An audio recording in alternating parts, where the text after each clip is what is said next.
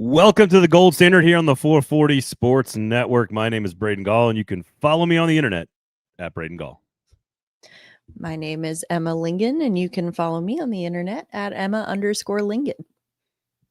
Training camp is here, Emma. Are you excited? Yes. Sure.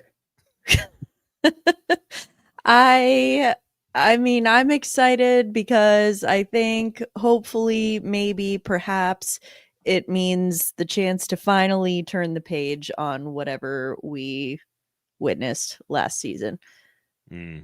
Well, maybe. Unfortunately, that will be laced into all of our coverage. Every question that fan has, all the comments the players are going to have to make. There's going to be a lot of asking questions about how is this different? Why does this feel different? So we'll talk training camp. We're going to get started there with training camp, which opens on Thursday. When you're listening to this, it's probably already open. We'll have practice on Thursday and Friday. There's a doubleheader, I believe, at Bridgestone on Sunday, and then you got some more stuff going on next week as well with some practices. So we'll have an opportunity to talk to the new players and the team all together. So we'll get I want to get your thoughts on roster decisions, position battles, players you're excited to see, some breakout stars, some development, some prospects, et cetera, et cetera, et cetera. Lots of different things to discuss about all of this. Rookie camp took place, and the Preds went 2-1 in that thing, if that matters to you. I don't know if it does. How the players performed individually is probably much more important, so we'll get into what you saw out of that group. And Bridgestone Arena, a $750 million facelift makeover is happening. When is it going to happen? What are you going to get out of the deal? And how much is Nashville paying for it? We'll see. We'll discuss all of that coming up on the show today. Brought to you, of course, by Sinkers Beverages and Shotgun Willie's Barbecue. Sinkers Beverages, search Uber Eats. They'll deliver booze directly to your house if you search Uber Eats for Sinkers. They've got a rewards program called the In Crowd, so sign up for that. They have experts in every department of their store, whether it's wine, whether it's liquor, whether it's beer, whether it's THC, whether it's non-alcoholic, whether it is ready-to-drink, RTDs, as they say. They have an award-winning walk-in beer fridge. They are the 4-time liquor store of the year. I don't know what else I need to tell you other than use Sinkers Beverages, please, for all your beverage needs. And other needs, too. If you have other needs, try Sinkers. See what they do. See if they're good at refinancing your house. I don't know. Try them out. So there you go. Sinkers Beverages. Shotgun Willie's Barbecue, 11 a.m. to 3 p.m. Wednesday through Sunday. Best brisket in the city. Full stop. Full stop. Please retweet if you're watching on Twitter.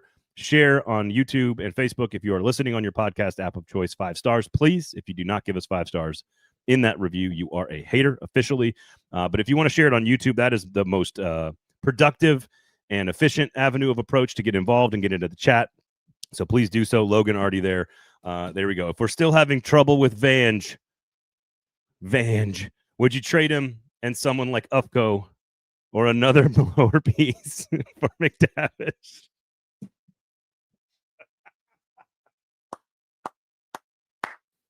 Logan for the win. How much did you pay Logan to send in that question? If you're watching on YouTube, my face is really red right now because that makes me so happy. I would like to live in whatever fantasy world these people, not just Logan, many people are living in the delusion. What? Many people. The delusion that the Predators are going to trade Luke Evangelista and another piece or two for Mason McTavish just because the two players remain unsigned by their respective organizations. It doesn't mean that they are being traded for one another. And I also think that a lot of people are just really, and I mean no disrespect to Luke Evangelista when I say this, but I do think that a lot of people overvalue Luke Evangelista. And I understand that this scenario, it wouldn't be a 1-for-1 trade of Evangelista for McTavish, but still, I think that you're valuing him based on his potential. And we've run into problems with that before in Nashville. Have you heard of a guy named Tommy Novak? you can't bet on guys' potential. It has to be their actual value. And I'm not saying that Evangelista is going to turn out the same way as Tommy Novak. I'm just saying we don't know yet. Logan, checks in the mail. He said he did it for free, but he's also delusional about the Preds. So one thing Logan has going for him, self-awareness, apparently, which is important and critical. You know who really is not overvaluing Luke Evangelista? Barry Trotz. The Nashville Predators. From what we understand from multiple different places on this, that there's just not a lot of contact right now. This is we're obviously live at 1:00 on a Wednesday afternoon, and that there's not been a lot of contact going back and forth. I don't think the dynamics have changed much since our report at Lower Broad Hockey and a few others that have been floating around the internet, which is that the Predators have offered a 1-year, 2-year, or 3-year deal. They're okay with those different levels of term, but that they're just too far apart on money, which, again, we talked about on last week's show and on the subscriber pod with Adam on Lower Broad Hockey. So I think I at this point, I don't want to overvalue Luke Evangelista's place in the future growth of the organization to a championship build or whatever you want to call it. I also think he's one of the more established, young, talented pieces. And so you don't want to let him, you just go ahead and pay the guy at this point. Now, I'm not saying you should give him $3.5 million for 5 years. Like, that seems stupid. But just give him 3, call it a day with 2-year deal. And if he earns it, he'll make more. And if he earns it, then you benefited and he was probably worth more than 3. If he's terrible and it's less than $3 million worth of production, then you let him go after 2 years and that's it. The salary cap, you got tons of space. So at some point, I think the Preds, I think the Evangelista camp knows that they have some leverage here, and they know that, but not like too much, but they because they can't go do anything either. So this is really just silly. And again, at time of taping, with very little apparent contact between the two sides, from what we understand, still plenty of time to get a contract signed before training camp opens on Thursday morning. So it's dwindling quickly, but there is time. Yeah. I mean, even though there is time, I can't help but think that the fact that it's dragged on this long is detrimental to the relationship between the player and the team, no matter what happens here. And I think that, talking about his role in the future, I think you bring up a good point about how he is one of really the only established young players on this roster. There's, he's kind of one of the only guys that kind of, bridges that gap between the veteran core and then the future core. Yep. So part of me almost wonders if this is like Barry Trotz, if in his mind he's trying to hold off making a decision, or has been holding off making a decision because, what if things do go poorly this season? What if they get off to another bad start and things go horribly wrong and he decides he wants to rip it down to the studs? Then having that transitional piece like Evangelista suddenly isn't as important anymore, because you're starting kind of from scratch and you want to get that younger core in. So I don't know if it's Barry trying to keep his options open, but again, you got to come to some kind of resolution here. If this team was in a championship situation, then the player would have even more leverage. But every day that camp is open and the player is not available, and this is what I think the other thing is here, and I don't know this for a fact, so I'm not reporting this. I would not be surprised if Barry Trotz thinks, I got a lot of young players in camp. Let's see if one of them's better. And every day that goes by, the player does lose some leverage. Because if 2 or 3 prospects are playing extremely well in camp, and they're going, man, for like 800 grand, we can have this guy, and for 3.5 million, we can have that guy. And, like every day that goes by, Luke loses money and opportunity. And you can only be out of the lineup for so long before someone says, hey, that shit's mine. I'm taking that spot on the roster. And so, again, that's not what you want. It's not, as I said 2 weeks ago, last week, this isn't good for the player. This isn't good for the team. Full period. Like, it's just not good for anybody.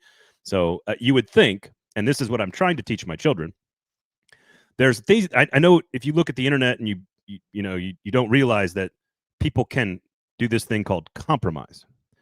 And if Luke Evangelista wants 3.3 million and the Predators want to spend 2.5 million, they could do something like meet in the middle and call it 2.99. so that the Predators don't give him a 3, but Luke Evangelista basically makes $3 million a year. Give him the contract. If we are $300,000 away from a deal, give him the contract and let's be done with this. Otherwise, someone's going to take your spot because there are 30 forwards, like 15 of which are desperate to get a spot on this team that really want to prove themselves for the first time. So anyway, that is our obligatory 8 minutes on Luke Evangelista's contract situation. We have fulfilled our financial obligation, and it's time to move on and talk hockey, if that's okay. And if you need a drink, totally okay by me. If you need a drink, Sinkers Beverages. Okay. I would like, though, every 20 minutes of the show for someone in the comments to jump in and just say, so are they going to trade for McTavish? I just think that would be great. All right, so let's start number one. I want Adam and I talked about this on a Lower Broad subscriber pod 2 weeks ago. I am curious, how much do you actually gain knowledge-wise as a reporter about how good the team is going to be in training camp? Because I think you can gain a lot of information about where a player is in his development, especially the younger ones. Not as much, where's Steven Stamkos in his development in his 18th season? Not important. But there's all kinds of fun stuff, roster decisions and lineup. But I'm curious about the team. Can you actually learn anything about how good or how bad or how whatever the team is actually going to be in watching a training camp? My answer to this probably would have been different a year ago, because last year I remember coming out of training camp and thinking this team looks pretty good. And so that kind of tells you really don't know. I agree with you. I think as from an observational standpoint from the media, I think it makes more sense it is more beneficial for your evaluation of individual players, or sometimes even like positional groups or certain lines or things like that. But even then, you know what? I thought Tommy Novak looked good with Stamkos last year. So that shows you that training camp is a lie. But no, I don't think that you learn a ton from camp about the team until they start playing games. I agree. You really don't learn about the team. I thought we were also asked sort of like what makes how do you define an Andrew Brunette training camp? What makes it different from coach to coach? And I certainly remember the amount of extra conditioning drills they were doing last year, especially at the end of practice. And I do remember that. And that, if you're thinking logically about Andrew Brunette's system, that makes sense, right? You want everyone to maybe be 5 or 10% in better shape because we're going to play a fast system. We need to be up and down the ice. And so everyone's going to have their legs under him in the third period. Fine. Makes total sense.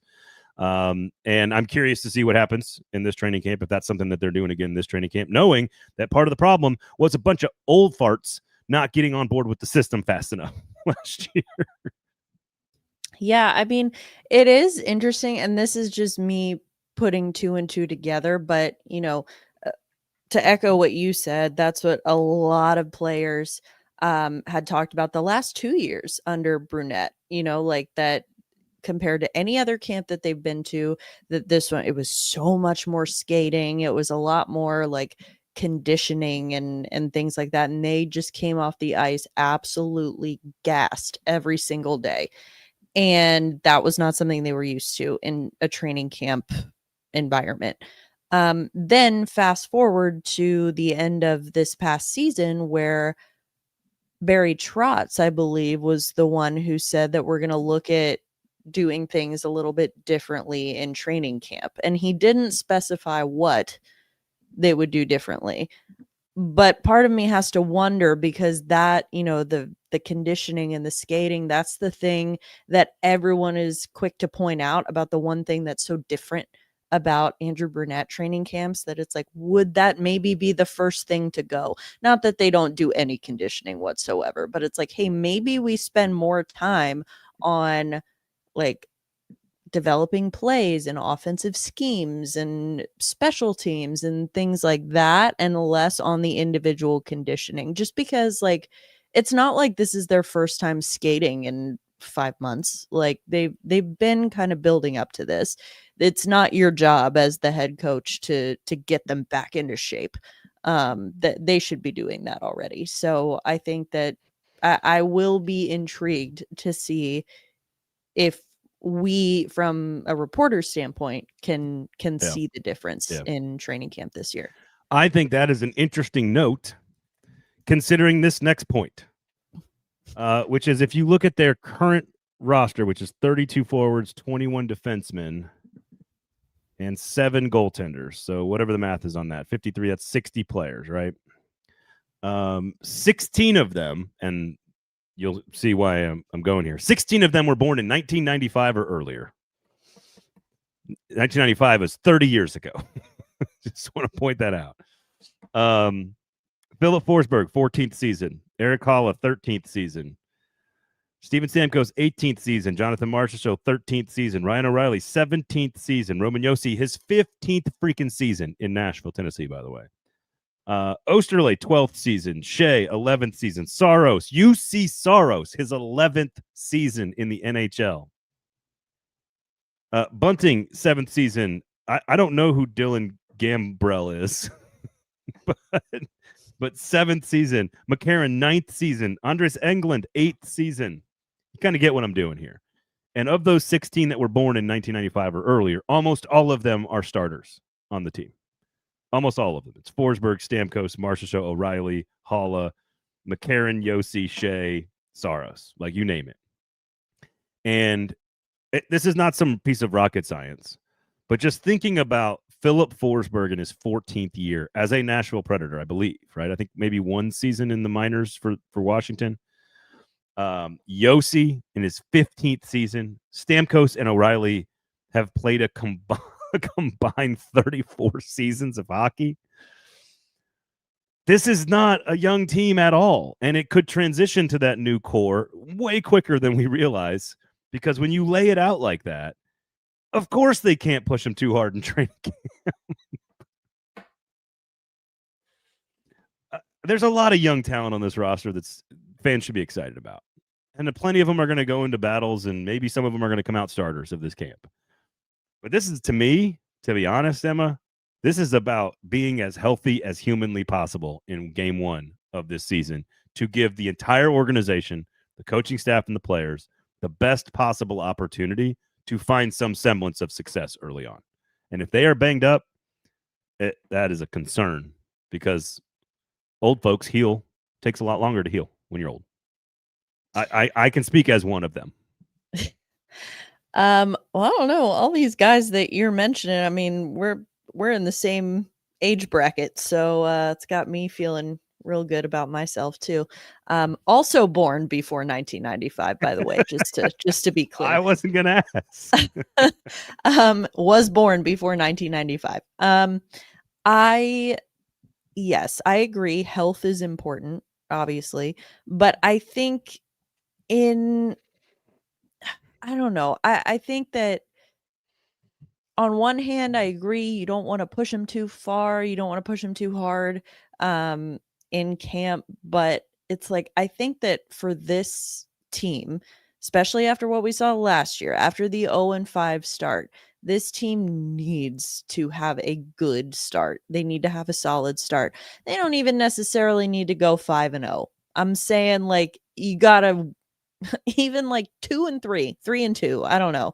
That would be fine. But I think they need to have a better start. And I think, especially after last year, I think it's going to go a long way. Now, again, it's not like these guys are just learning how to play hockey. I think that what they need to do is learn how to play together, not working on individual skills and things like that. That's not what training camp is for.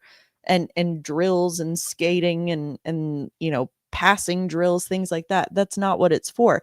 They need to learn how to play together as a 5-man unit, because I mean, if you look at the numbers from last year, special teams, both penalty kill and the power play, they were actually doing fine. They Not were terrible. all right. Not It was terrible. Yeah. very clear that this team has a 5-on-5 problem, and they need to get to the bottom of what that is. And I'm not a hockey genius by any stretch, but let me just say that I think if your team is doing well at the penalty kill and the power play, I don't think your problem at 5-on-5 is that they can't skate.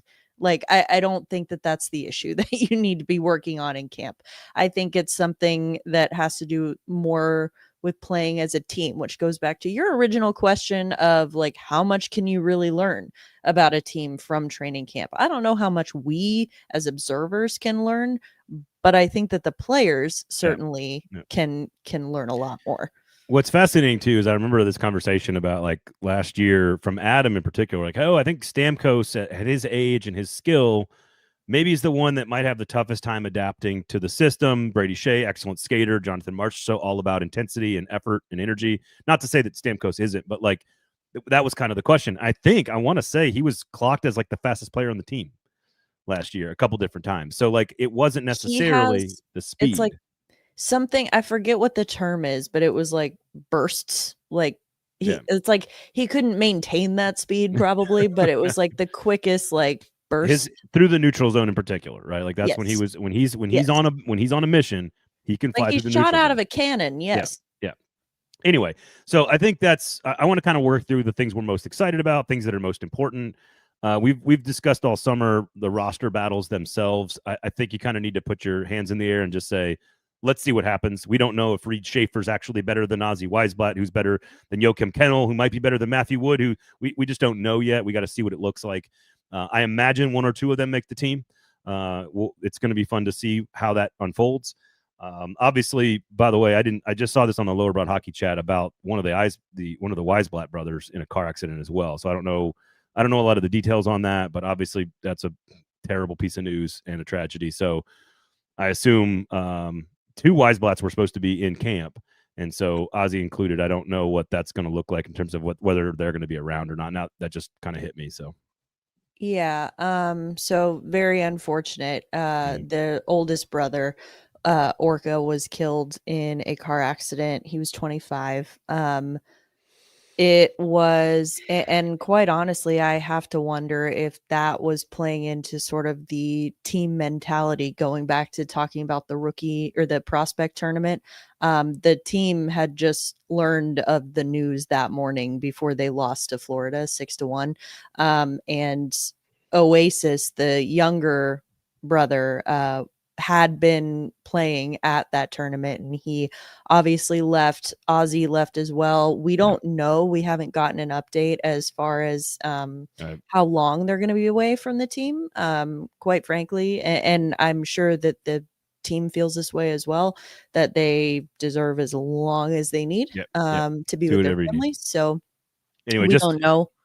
An important piece of news, important piece of information that if you're like, hey, where's Ozzy Weisblatt? Like that, it's because he's handling some important stuff with his family. So, So, I honestly like that maybe they'll be there tomorrow. I don't know, but I think that there's, I don't know. It does add a wrinkle, particularly for Ozzy, being one of those kind of fringe guys who could potentially make the roster this year. Yeah, for sure. Okay, so I wanted to there's two different ways we can look at camp, and that is the big players, the starters who already have roles, and are they going to adjust? Are they going to get better? It's really I don't know if we can learn anything about Steven Stamkos, UC Saros, Roman Josi, Philip Forsberg, Jonathan Marchessault in training camp, even Brady Shea. I think the things that I'm most interested in, and let's start with the blue line here, which to me is Tanner, and this goes to Chris's question, which is a long one here. I hear Molendijk bulked up and unlike most males looks good wearing shorts. I take offense to that, by the way. What chances do you give him to make the Preds every night roster this season? Any updates on his injury? I don't have any update on his injury. I think that Tanner Molendijk's on the roster. I think he is, if he's fully healthy, I think he's got a chance to be on the roster. Where are you at? I think he has a chance. I don't think it would be the wisest decision. Is he on the roster at some point this season? 100%, yes. But is it the opening night roster? I don't know. To me, you've got your top 4 set already. It's it's Shea and Perbix and Haig and Yossi. That's your top 4. The bottom 2, I mean, you got to have Barron on the right side because he's the only right shot defenseman you have at this point. And then you have a ton of guys you could put next to him. You've got Wilsby, you've got Stastny, you've got, all these guys. So there's options there, and that's where Molendijk comes in. But I think that this organization is so high, particularly on Wilsby, and what we did see in a limited opportunity from him last year was very promising. So to me, that's Wilsby's spot on the third pairing. It's Wilsby and Barron, and then your extra defenseman, probably Osterley. I mean, wouldn't you rather have Tanner Molendijk actually playing meaningful top pairing minutes every night in the AHL than kind of floating on the roster in the NHL? So two ways for me to look at this. One is if he is capable of playing on the right side on the third pairing, I think you got to do it. And I know they're very high on Justin Barron.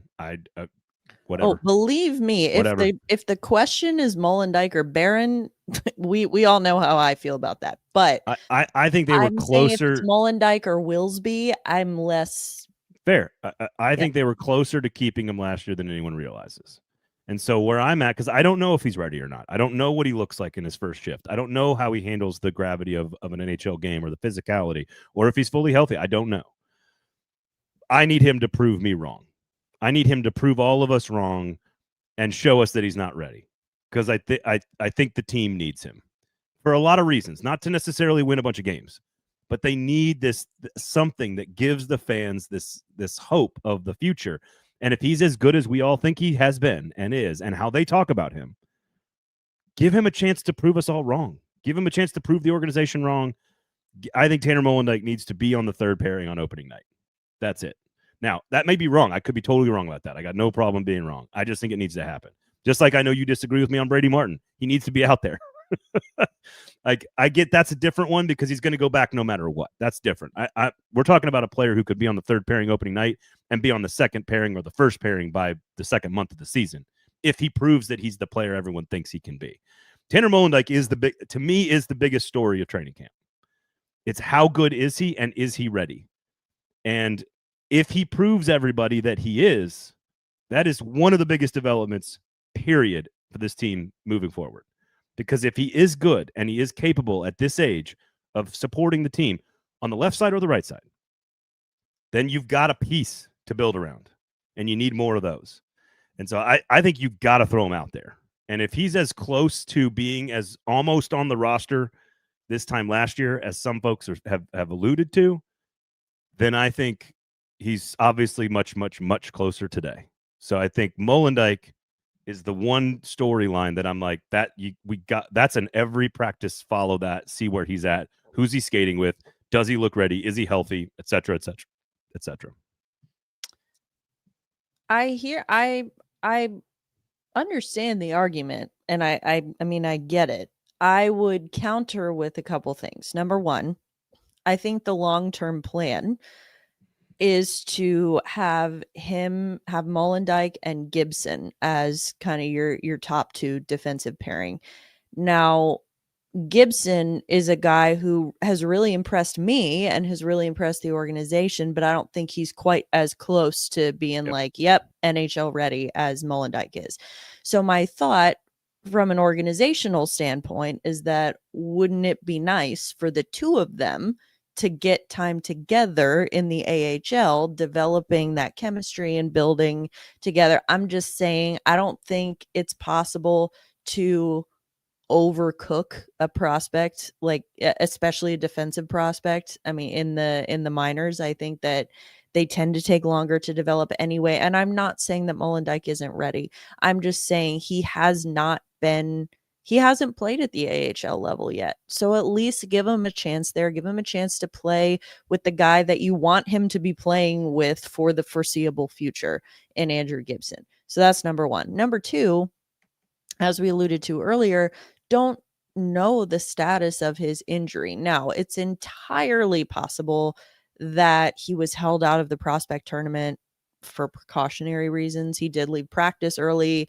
because he took kind of a weird fall, but it was, it could just be like, okay, to your point, we know what he can do. He doesn't have anything to prove at this prospect tournament. So Right. why risk injuring him further? We want him to be ready for training camp so we can see what he can do with the big team. So that hopefully is the case. But maybe it's not. Maybe it's something more serious. I genuinely don't have the answer to that. So that could impact things as well. But I think if there's anything, no matter how minor, any sort of injury or limitation that he has at camp, that is going to be all the more reason send him to Milwaukee first. Rub some dirt on it. So no, I'm kidding. And when I say I think he's the biggest story in camp, I want to repeat, UC Saros being at his best is a bigger story for the team. Steven Stamkos being more equipped to handle the system is bigger story for the team. I'm talking about things that we can't learn until we get to games. Like, we can learn if Tanner Molendyk is ready by watching who he's playing with and where he's at on the lineup, and is he showing progress, et cetera, et cetera. Same with all the young players, like, it's on offense, that is. And so that's what I mean. Like, the biggest development for the team is all the veterans play to their maximum ability. Like, that is the biggest development for the team. But that's sort of where I'm going at. And then I can't wait. I want to see the rest of the defense pairings. I think that's a huge deal. We're going to find out pretty quickly what their plan is for Perbix and Haig and for Barron and for all the other guys that seem like they're the same human. I'm not sure anyone's ever seen Osterley and England like in the same room together. I'm not sure. They might be the same person. I'm not sure. And then you got all those young guys with Wilsby and Blankenberg and Stasny, and they've got a lot of options. I don't know how many great ones they have, but we'll see. So how's that all organized with Molendyk as the centerpiece of that conversation is sort of what I'm most interested by. If you look at the offensive side of this, I think you kind of have to just go, let the cream rise to the top here. Like, I don't think you need to force your way as a fan or a media member to be obsessed with Matthew Wood or Joachim Kemmel or the guy because they were a first-round pick. If Reed Schaefer is, who's, by the way, is playing defense apparently in the rookie tournament, if Reed Schaefer, who we know the organization told me in my conversation with Scott Nickel how high they are on him, if he's the guy who ends up being a right wing on the third line, go for it. Just let the best player earn the spot. And I'm not saying that fans aren't going to do that or that you're not doing that. I just mean, I don't think we need to get caught up on pedigree now that we're here. Now that we're in camp, you can obsess about the farm system and pedigree and who's ranked as a prospect all you want to in the summertime and with the rankings and the internet listicles that you want to debate about. But when it comes to camp, if Ozzy Weisblatt is better than whoever, then he should be getting the minutes, full stop. And that's it. And I think the coaching staff will do that. And I think you can be excited about whoever comes out of that position battle. The top 2 or 3 names that come out of that should be equipped to handle the role. And I think that's to be something that fans could be excited about. Yes, I agree with that. I would add to that, that it's not just about I feel like we're talking about the draft. Like, it's not just about best player available, but it's also about organizational need and about fit. So So we're talking about Brady Martin then is what we're talking about. No, actually, I was kind of aiming this toward Joachim Kemmel, if I'm being honest. So I think that and I'm not saying that they have decided this, but hypothetically speaking, if the coaching staff or whoever have already decided, like, all right, this is our top 9 forward group, it's set, Luke Evangelista signs tomorrow, we've got our top 9 ready to go. There is only one forward spot available, and it is on the fourth line with Michael McCarron and Cole Smith. I am sorry, but Joachim Kemmel should not get that spot because Reed Schaefer. that or Weisblatt even. I think that the both of those guys would be better fits for that role. So again, I'm a lot of people talking about pedigree and who deserves the shot and who's been waiting the longest. I keep hearing about Joachim Kemmel. Look, we're going to see Joachim Kemmel in the NHL this year. Whether he's on the opening night roster or not, we are going to see him at some point. But I just don't think if you want to get the best Joachim Kemmel, you don't put him on the fourth line with two bruisers, and I mean no disrespect to those guys, but that's not going to get the best. Kemmel, his calling card is his shot, right? You get him the puck and he's got that shot, but you need guys who can get him the puck. You need skilled playmakers. So if the team decides that there's only one forward spot we're looking to fill and it's on the fourth line, I don't think that he should get it. And again, part of me saying that is to say, like, it's not to like remove the amount of analysis we have to add, because what you just added was tremendous analysis. But I think it's just sort of like let it happen, right? Like let it happen. I think the far more bigger development is that middle tier we're talking about, that transitionary tier, which is Leroux and Svechkov and Evangelista, which is going back to why the contract being done is important. You need another wave of players to develop into clear starters. And I think Svechkov can be that. I think Leroux can be that. And I think Evangelista can be that. All three of them are pretty talented. What do they look like? Where do they fit? That trio of players is far more important than Wood, Kemmel, Schaefer, Weisblatt, whoever, fill in the blank that you want to add into that group. And so all this is, I think there's reason for fun and excitement and storylines amongst all these different groups. The top end veterans, the defense core, Tanner Molendyk, the prospects, and the middle tier. I think it's all interesting. And I don't know how much we learn about how good the team's going to be, though, even though we should learn a lot about all of those things we just mentioned. Now, as it pertains to the rookie camp, I'm curious, tying it into our conversation that we're having right now about who's earned the spot or who fits where. Kemmel, the shot was on display. Schaefer, the defense and sort of the 200-foot game was on display. Gibson's kind of veteran leadership on display, like all the kind of stuff that we have in their scouting reports. Is there anything that you saw in those games or that this weekend that means anything to you from what you want to see, what you expect, what could happen in training camp over the next 10, 15 days? I mean, nothing earth-shattering, honestly. I feel like, again, with Kemmel, and now it's going to sound like I'm really hating on Kemmel, and I'm really not trying to. I'm just saying, like, because of all of these guys, it's like we've got the most film on him. Like, we've seen him for longer. I have watched his development trajectory for longer, and I remember his first rookie tournament. I was there, and I remember thinking, wow, this shot, like this kid's like head and shoulders above everyone else. And then he got to training camp and kind of disappeared. And I think now, granted, at that point, he wasn't necessarily expected to be cracking the NHL roster that year anyway. So you maybe didn't need to see that from him. But I think that I would just say, like, okay, we're seeing what we need to see at the prospect tournament. Now let's see it at camp too. Yeah, it's going to be a lot of fun. Lop says O'Hara will be on the NHL roster by Christmas. Calling it now. He strikes me as such a Predators player. Like, that's another guy they love. They love Cole O'Hara. Cole O'Hara, UMass forward, of course, turns pro this spring, so this is his first chance at a training camp. And again, the names I wrote down are Kemmel, Martin, Schaefer, O'Hara, all solid in the rookie camp. I didn't have to get a chance to watch it.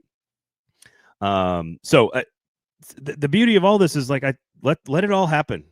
Let's see what happens and enjoy the developments. And it doesn't matter if the 4th round pick earns the 3rd line winger spot or the 1st round pick does. What matters is you have a dependable piece that you've developed and can play. Like, eventually the pedigree and the draft status don't matter. Like, sure, is that going to be tied to Brady Martin's evaluation? If he's a second line winger for 15 years, yes, it will be a thing we talk about. But if he's producing 25, if he's got 60 points and 25 goals every year, he's a pretty important member of the second line.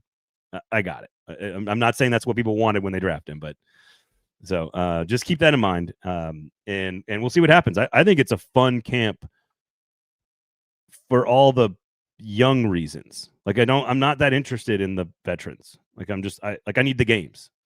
I need to see him on an NHL rink to be like, oh, this is all a little bit more together, lowered expectations, a little bit more in sync, a little bit more direct lines of leadership and power inside the locker room. That's all the stuff that they were complaining about last year. You need games for all that stuff, and that's really going to decide how good the team is. So, kind of enjoy the developments, as it were. Yeah, I don't think that there is a damn thing that we're going to learn about Ryan O'Reilly or Steven Stamkos at training camp. That's not what it's for.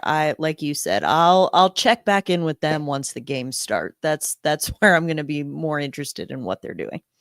Chris says, with Stastny's contract going to a one-way deal, what do you expect with the Preds to do with him this season? What are the odds he stays as the Preds, and should you trade him for Mick?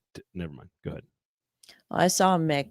I'm choosing to believe that the end of that word is David. Trade for McDavid. Yeah. He's if he doesn't get a new contract with the Oilers, he might be looking for somewhere. I hear Nashville's lovely. No, I think there's a lot of questions there. I do think that a lot of people, not enough people, are talking about that. The fact that Stastny's contract, after he went to arbitration 2 years ago, he negotiated the contract so that this year it becomes a one-way, which means that they have to pay him the same amount of money whether he's playing in the AHL or the NHL. So it doesn't it doesn't, they're not obligated to put him on the NHL roster, but it means they're going to be paying him a hell of a lot more than they would normally pay an AHL player. So that's worth considering, which leads me to believe, no, I do not think that he's a Pred by the end of the season. He may not even be a Pred by the end of October. So much talent there too. Yeah. Obviously well documented all the stuff he's been through. And so how much does he love the game? I mean, it seems like he's recommitted, but that's a fair question, and we'll see what happens. Adam in Portland says John Hines loved seeing us suck ass last year. Just a drive by there. But good to see you, Adam, in Portland. Sinkers Beverages, Shotgun Willie's Barbecue, two great local, amazing sponsors. Make sure you check out Sinkers Beverages in East Nashville, right up there on Gallatin. 4-time liquor store of the year, award-winning beer fridge, expertise in every area of the store. They will help you pick out what you need for whatever event you need it for. They've got merch in there that's really great. They got these little tiny ready-to-drink cocktails, Emma. They're like little miniature cans, and there's like 15 of them. If you just want a Cosmo or an espresso martini or a margarita or a gin and tonic or a whatever, like they're just making it easy on you, and here's the other thing. They're great. I don't want to say stocking stuffers because I put them into birthdays right now, but I go buy like 4 or 5 different ones and put them as like a addition to a birthday gift. It is perfect because everyone's like, oh, look how cute these are. And then they get to drink them and then they get to pick which one they like and then go buy them themselves. It's a great gift idea to add to whatever gift you're already giving. It's just these cute little cans of RTDs. Ready to drink cocktails. For me, you don't need to add that. Just give me the booze. That's fine. That's it. You don't need to add that to another gift. That is the gift. I'm easy to please. All right, triple the order then. 15 for Emma, 5 for everybody else. Dealing with McTavish will make anybody drink. That's for sure. Okay. Brady Martin will be fascinating to watch. I think he looked the part in the rookie camp. He kind of did all the things you want him to be, which is active on both ends, physical, kind of buzzing around. It's what you want to see from the player. So we'll see what he does in training camp and how he stacks up to the adults in the room, and if he can as a human born in 2007 after I graduated college. Fuck that guy. No, I'm interested to see. I'm interested to see what happens. So it'll be fun. All right, you want to talk Bridgestone here real fast? Sure. Kyle Clayton, the CSO, the Chief Strategy Officer, presented to the Nashville Chamber of Commerce this week on Tuesday, kind of confirming a $750 million arrangement renovation. There's going to be a big tower. Like, here's what's funny about this.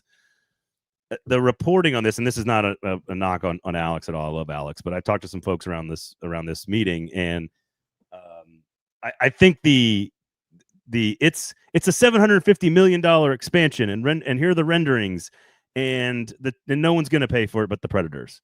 I feel like all of that is a little misleading. It's a little misleading, and not in a bad way, not in a malicious way, but it just is. If you look at the rendering of Bridgestone Arena, there's a lot of really cool stuff in that picture that you're going to get as a Predators fan. The most importantly, I think they know that they need to blend Bridgestone with Broadway. Number one. They've got to tie it all in together more, because right now it's like an old police precinct with a big cement wall between Broadway and Bridgestone Arena, and it's ugly and it needs to go, and it's going to.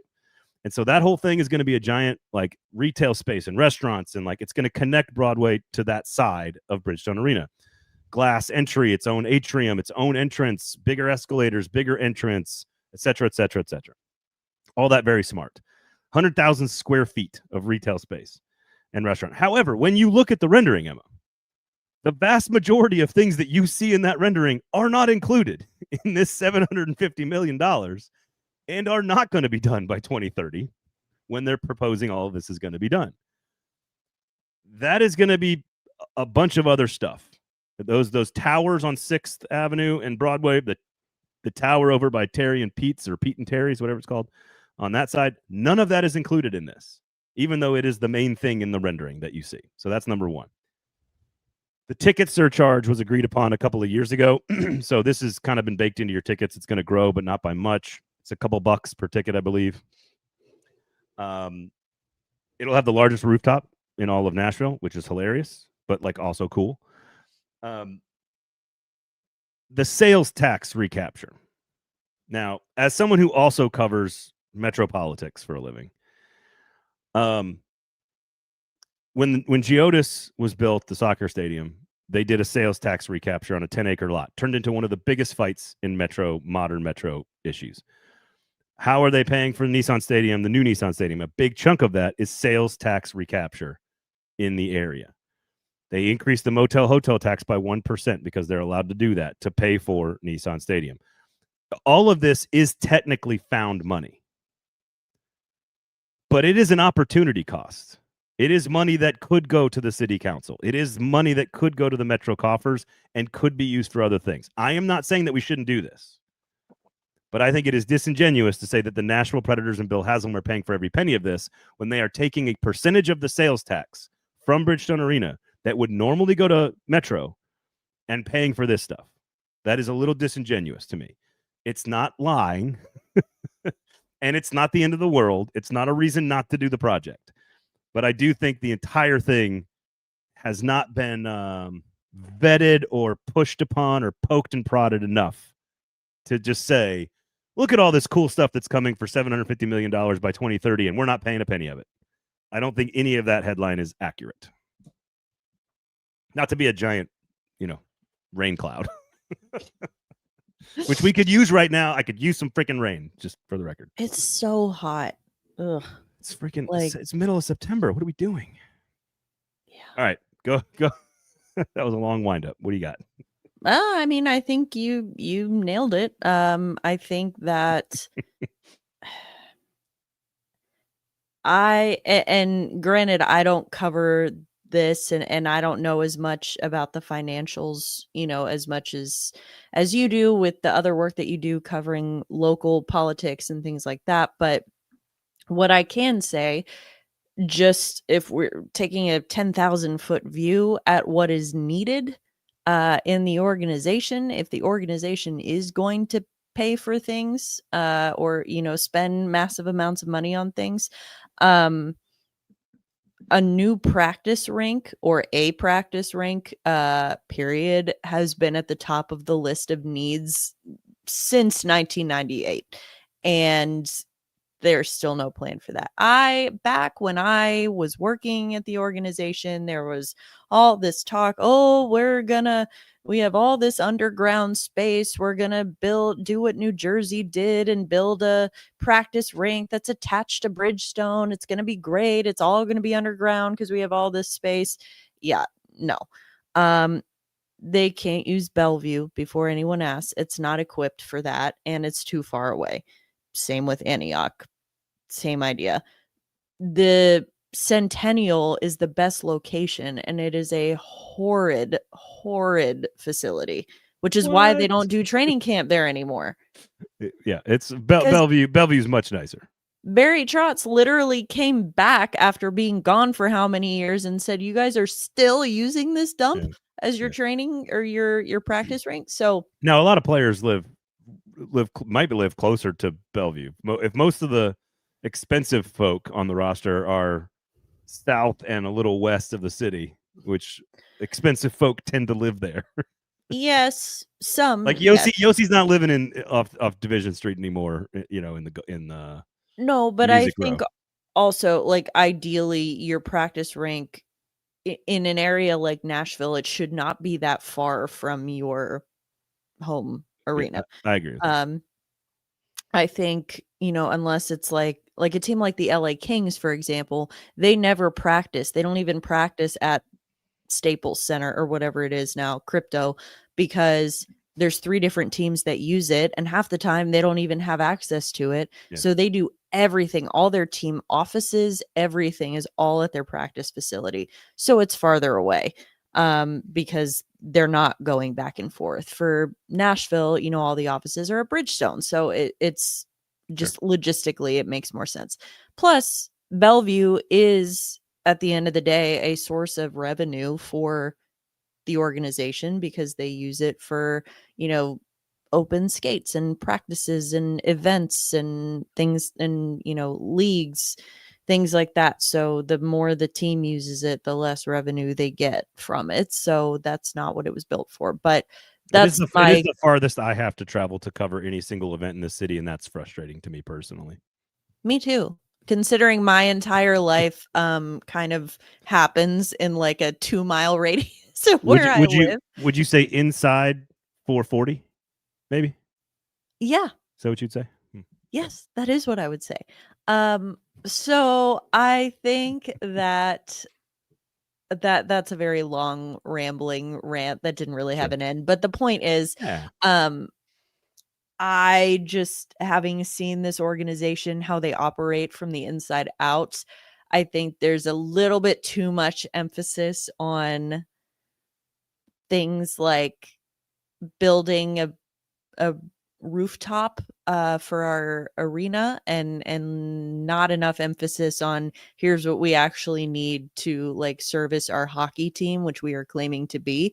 That is our primary attraction. And is it? Really, is it? That's an interesting That's what I'm point. saying. That's what I'm saying. Is it the primary attraction, or is it the it 40, should 40, be 45 not. Concerts attached to an entertainment district? It should be, but it's not. And when I say it should be, I mean think it can be both. I think it can be both. I just think that the organization talks out of both sides of their mouth a lot when it comes to that. It's like, yeah, this is our team, and we want to bring winning hockey. We want the parade down Broadway. I believe that they want all of that. I don't think that's disingenuous, but what I do think is like, okay, well, then you got to follow it up. Actually give them a really like a good practice facility. I'm not saying that a practice rink is going to win you a Stanley Cup, but I'm saying if you're going to have these these assets, these resources, pour them into things that are not just things to distract fans from the fact that the team is bad. Well, here and this, we're going to talk about this in a big way. Myself, Adam Vingan, Paul Karski on Lamestream Sports coming out on Friday. But we had a long conversation. We've already recorded it. We had a long conversation around like what does Nashville sports fan like and want in general, and Nashville as a city. And I do think ownership reflects this to some degree. Nashville as a city is very fickle. It's very fair weather. It's very kind of blasé about like being a casual sports fan. I don't think Predators fans are all like that. I think there's plenty of diehard blue-collar Predators fans. But I think as a city in general, we move on quickly to the next cool thing. What's hot today? What's hot tomorrow? It happens so fast. And as someone who's very uncool, I can tell you, like, oh, I like being here. Oh, that means it's uncool.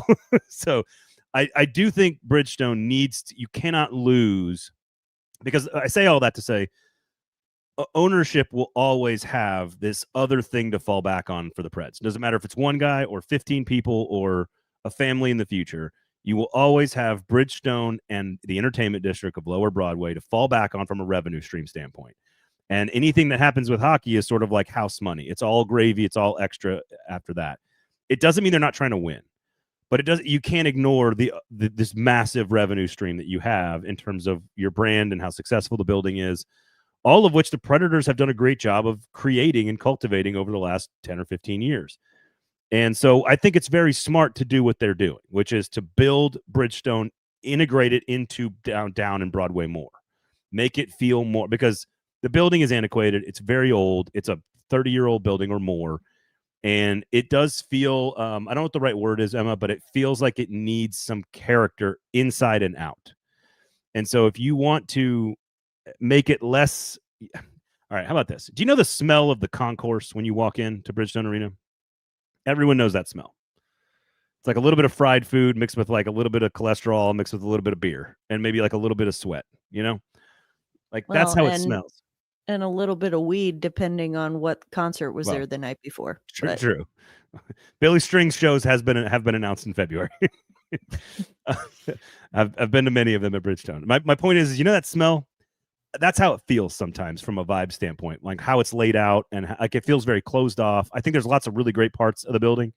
It just needs to be modernized and integrated more to the outside surroundings, whether that means more sight lines, more glass, more views, more outside stuff, what they're going to do. I think the plan is sound. I think what they're doing is sound. I think how it's being presented is it's just not as like clear cut as everything in this picture is going to cost $750 million. It's going to be done by 2030, and we're not paying a penny for it as a city. I just think all of that's not quite exactly right, and I think fans need to know it. I think fans deserve to understand all of that. That's all. How much does a new practice facility swing an NHL player free agent to come to a new team, says Chris. That one's for you, Emma. I mean, I don't know. It depends on a lot of things, but I think if I'm a player, I care more about where I'm going to be going to work every day than I care about playing in a building with the largest rooftop in Nashville. Like, I don't know. True. Outdoor rooftop patio in Nashville. Excuse me. Come on now. Josh says winning isn't always the most profitable thing in sports. They may need to choose. I don't know if I need to double check. I need to learn more about that, Josh. And always good to talk to you. Generally speaking, the more winning you do, the more extra revenue increases, whether it's merch, ticket sales, TV, etc. So I have to double check on that. It's more spending maybe on your salary, and in baseball that's clearly the case. But I don't know if that's the same in hockey. That's a tricky one. I'll have to double check that. I think the point, if I'm understanding correctly, is that kind of what I was getting at, not very eloquently earlier, when I was saying that I don't know, in terms of, or no, he says he's thinking of baseball, so never mind. Look, as a New York Mets fan, you just saved me from rambling some more. As a New York Mets fan, I totally understand what you're saying, Josh.